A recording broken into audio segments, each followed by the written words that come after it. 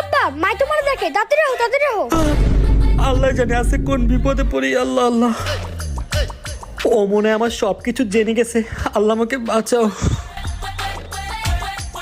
কালকে রাত্রে আমার বন্ধু আমাকে জোর জবরদস্তি ড্রিঙ্কস করিয়ে দিয়েছিল। তুমি রাগ করবে তাই বলিনি। আরে আব্বা এই কথা না তো। আরে ওই দিন জরিন আমাকে বার্থডে ট্রিটের কথা বলে অফিস থেকে লাঞ্চে নিয়ে গেছিল। আমি কিন্তু একদমই যেতে চাচ্ছিলাম না। আরে আব্বা এটাও না। তোমার ওই গুচির ব্যাগটা 70,000 টাকা দাম আসতেছিল উইদাউট ট্যাক্স। তোমার যাতে মন খারাপ না হয় তাই মাস্টার কপি নিয়ে আসছি। আরে আব্বা এটাও না।